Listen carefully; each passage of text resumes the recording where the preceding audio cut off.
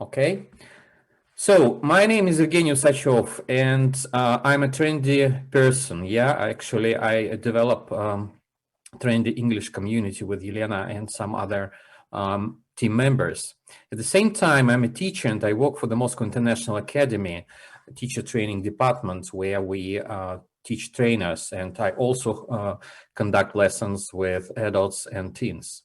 So my topic today, I believe why it is important that at times we don't really remember about that we develop in our students not only say language skills, speaking skills, listening skills, and some other skills, but we do need to develop their creativity and their creative um, skills in our classrooms.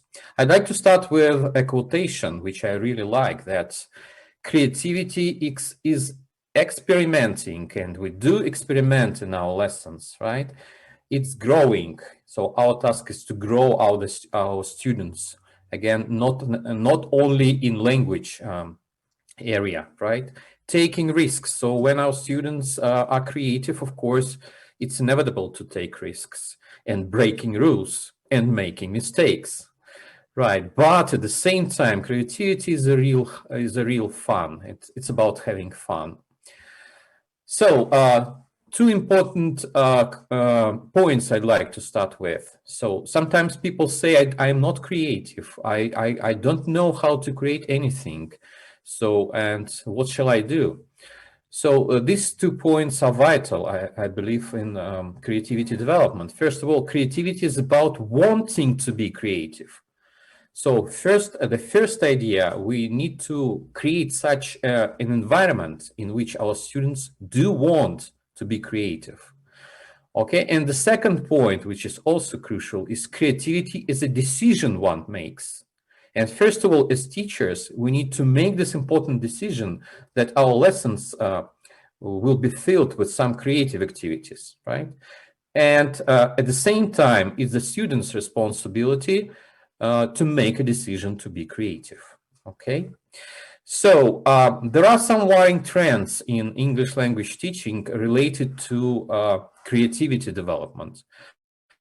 Everyone just watched the nice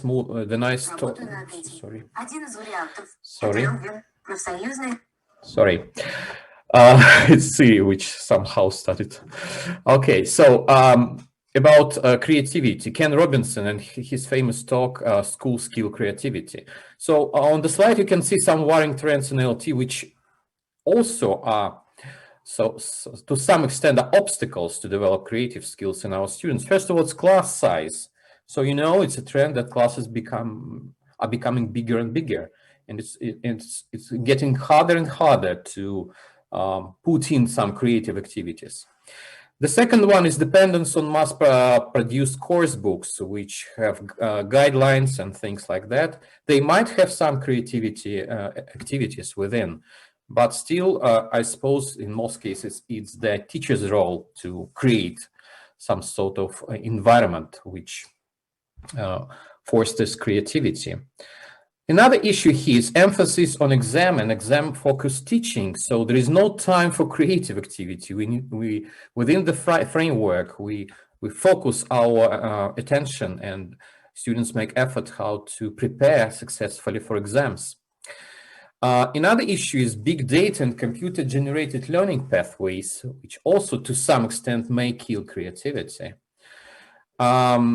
And another trend is the following, that English is employability skill is considered to be more important than quality of life enhancement. That is true, especially about teachers. And last but not least, over-dependence to some extent on technology, right? So we are facing these trends and we need to find the right solution to that.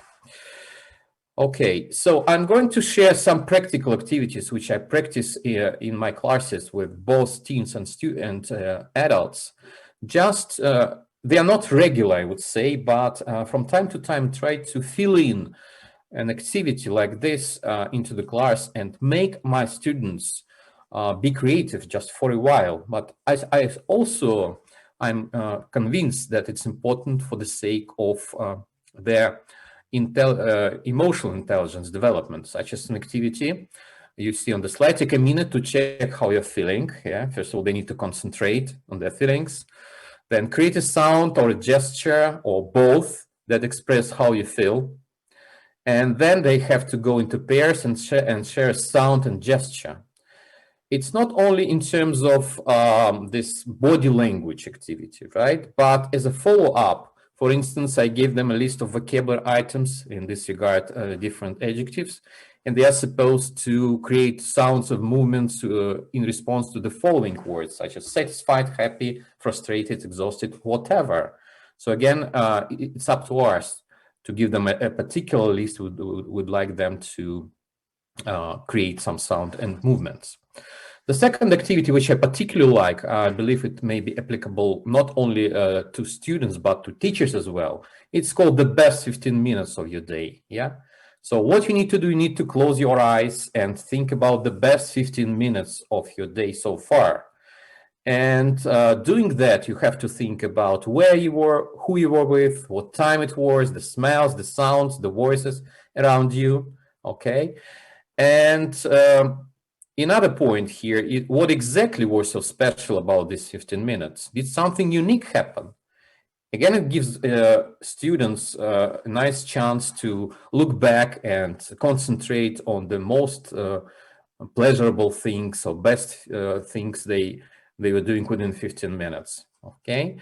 And another point here, think about the following. What would you have made the experience even better? Yeah, we can practice conditionals here, but more importantly, we can think, we give them a chance of reflecting learning, right? They reflect. And as a communicative activity, they're supposed to share the experience with a partner. Another activity which I also particularly like, and I do it with my students from time to time, it's called instrumental music. For instance, I say my students, you will hear a piece of music. Depending on the situation, it may be just sort of quiet music or energetic music, and they are supposed to write down anything the music evokes. It doesn't have to be a story. It may be just the shapes they see while listening, objects, colors, anything else. Or after that, I stop the music every 30 seconds, and then I say change. Yeah, at the end, after 30 seconds, they have to write what actually they saw. Yeah. And then when I say change after another 30 seconds, they have to pass their sheet to their partner, and their partner is supposed to write something new. At the end of that, they can produce the story, and we can start the store of ideas based on their ideas, and maybe it will lead to communicative activity. Right. And one more exercise related to music. Yeah. This time, students hear a piece of music or listen to a piece of music, and they write about it in visual terms, what they saw in the music, right? Some sketches, maybe pictures, whatever, and then they write it. Second time, they listen again and write about in auditory terms what they heard, or maybe what memories the music just evoked. And third time, they listen and write about it in sensory terms, what they felt in the music. And every time there's a list of vocabulary items they're supposed to produce. So it's multisensory responses. If you know the theory of multiple intelligences, so it develops different intelligences in them, and it really helps them to be more creative if we, for instance, turn to another activity. Okay, so I strongly believe these activities help our students and us as teachers to pay attention and to have these moments of creativity in a lesson when we are not concerned about exam preparation or say doing just exercises. But these activities help them to have this feeling of creativity. And by these small steps, they can build up the confidence in being more creative in their lessons. So I'd like to share a few books which I have taken some ideas from. The first one is Being Creative by Delta Publishing, and the Chess Police book. Actually, it has lots and lots of practical activities. So, and some others like Imagine That. It's about mental imagery in the EFL classroom, or English Through Drama.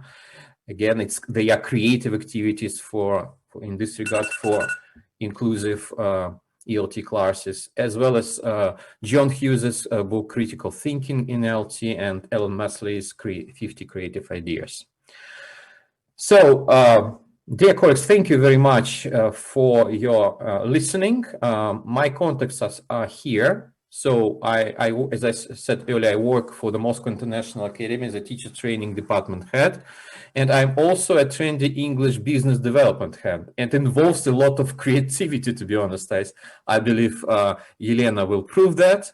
Here are my contacts. I'm more than happy to share my ideas, or if you want to discuss issues like that.